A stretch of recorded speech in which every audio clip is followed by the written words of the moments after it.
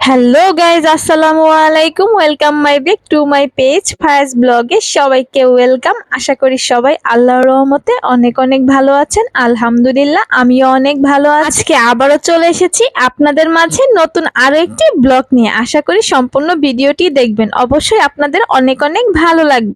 আমরা যে জায়গাটাতে যাচ্ছি সেই জায়গাটা হচ্ছে হাজারো স্মৃতির ঠিকানা। সেটি শুধু একটি ভবন নয়, একটি স্কুল নয়, সবার জীবনের সেরা মুহূর্তগুলো কাটানোর জায়গা। জীবনের সেরা মুহূর্তগুলো মানুষ স্কুল জীবনে কাটায়, সেটা টাকা দিয়ে চাইলেও কিনতে পারা যায় না বা ফিরিয়ে আনা যায় না। কথা বলতে বলতে আমরা আমাদের গন্তব্যস্থলে চলে এসেছি। এই যে দেখুন, এসে আমার তো দুই ছেলে মেয়ে বাদাম কেনার জন্য অস্থির হয়ে গেছে। আর বাদাম কিনা শেষ করে আমরা ভিতরের দিকে প্রবেশ করলাম। আমরা আজকে চলে এসেছি জামালপুর উচ্চ বিদ্যালয়ে। আর এখানে আসার একমাত্র কারণ হচ্ছে আমার ফ্যামিলির প্রায় সবাই এই স্কুলটাতে পড়াশোনা করেছে। আমার বাবা, চাচা আরো অনেকেই।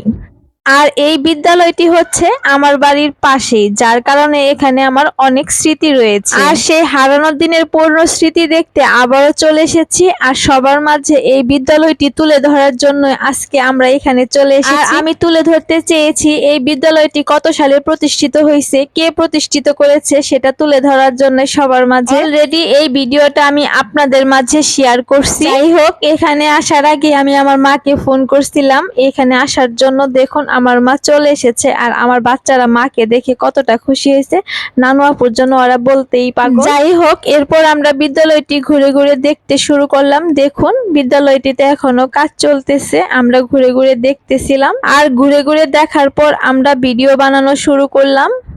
হাজারো স্মৃতি জড়ানো স্কুল জীবনটা অনেক সুন্দর ছিল সবারই। তাই এই বিদ্যালয়ে এসে বারবার সেই স্মৃতিগুলো মনে পড়ে যায়। স্কুল লাইফে সেই জীবনটা কতই না সুন্দর ছিল, চাইলেও আর সেই জীবনে ফিরে যাওয়া সম্ভব নয়, এখন শুধুই স্মৃতি। যাই হোক, দেখুন আমার ফায়াজ পাপা কেমন করে নানু আফুর ব্যাগটা কাঁধে নিয়ে আসে। এরপর আমরা আবারও স্কুলটা ঘুরে ঘুরে দেখলাম। দেওয়ালে প্রধান শিক্ষকের কথা লেখা আছে, সেগুলো পড়ে দেখলাম, এবং বিভিন্ন দেওয়ালে বিভিন্ন ধরনের কথা লেখা আছে, সেগুলো ঘুরে ঘুরে পড়লাম।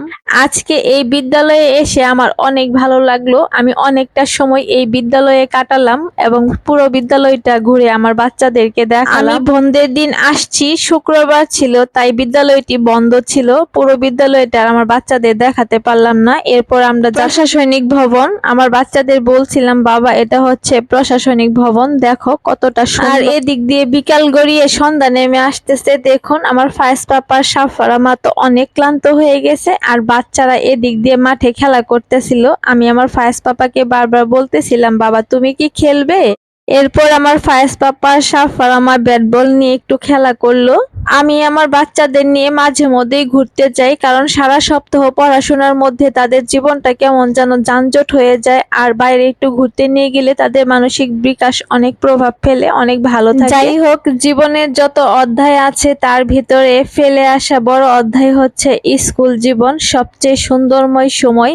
সেটা বোঝানোর জন্য আমি আমার বাচ্চাদেরকে নিয়ে আজকে এই বিদ্যালয়ে চলে আসলাম। অনেকদিন পর আসলাম। সেই পুরনো গাছগুলো এখনো রয়ে গেছে, বিদ্যালয়টি এখনো সেই আগের মতোই সুন্দর আছে।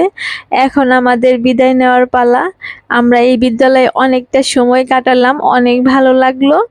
এখন আমরা বাড়ির দিকে রওনা হব। সবাই ভালো থাকবেন, সুস্থ থাকবেন, আমাদের জন্য দোয়া রাখবেন যেন নতুন নতুন ভিডিও নিয়ে আমরা আবার আপনাদের মাঝে আসতে পারি। আসসালামু আলাইকুম, হাফেজ।